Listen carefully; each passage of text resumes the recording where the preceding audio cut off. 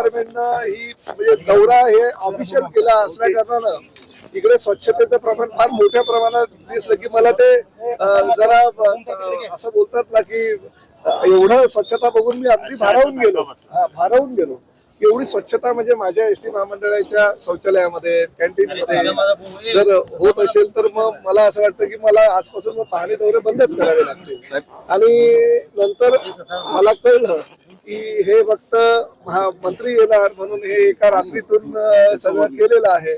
आणि कॅन्टीन मध्ये मी बघितलं तर कॅन्टीन मध्ये जे रेड कार्ड होते, स्वच्छता होती, युनिफॉर्म होते, एवढे युनिफॉर्म चांगले होते, परत मास्क घातले होते, कॅप घातली होती, सगळ्या गोष्टी केलेल्या होत्या ज्या प्राथमिक गरजा आहेत. आणि एसटी महामंडळानं भाडेपट्ट्यानं कॅन्टीन जेव्हा दिलं त्यांना तेव्हा ज्या ज्या काही उपाययोजना करायला सांगितलं होतं त्याचं सगळं पालन केलेलं होतं. पण एक महत्वाची उपाययोजना त्यांनी केली नव्हती की कॅन्टीन मध्ये सर्वसामान्य प्रवाशांना हवं ते खाऊ द्या, परंतु गोरगरीब जे प्रवासी आहेत त्यांना 30 रुपयामध्ये चहा आणि नाश्ता मिळायला हवे. हे एसटी महामंडळाचं हे धोरण आहे की गोरगरीब प्रवासी सुद्धा एसटी महामंडळाच्या कॅन्टीन मध्ये जाऊन पोट भरतो, त्याचा नाश्ता झाला पाहिजे. आणि म्हणून ती योजना आम्ही चालू केली. त्या योजनेमध्ये हरताळ फासलेला आहे. उलट त्यांनी जे रेड कार्ड ते बोर्ड लावलं होतं त्याला चिकटपट्टी चिटकवली होती आणि हवाच्या सभा रट होता. ठीक आहे, ते ज्यांना परवडतं त्यांनी ते खावं, आमची काही ना नाहीये, परंतु 30 रुपयामध्ये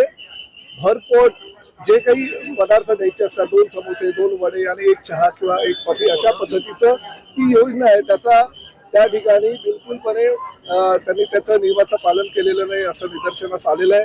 त्यांना मी ताबडतोब उद्यापासूनच 30 रुपयाचं मोठ्या दर्शनी भागामध्ये चहा नाश्ता 30 रुपयामध्ये मिळेल असा प्रकारचा बोर्ड लावायला सांगितलंय.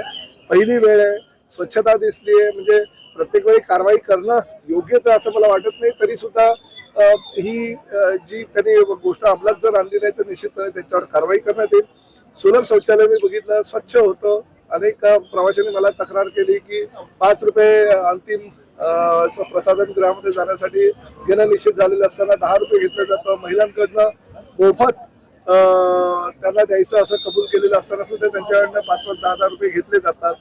तर ते सुद्धा मी माझ्या या भागातल्या अधिकाऱ्यांना सांगितलं की त्यावर सुद्धा तुम्ही उद्यापासून लक्ष ठेवायला पाहिजे.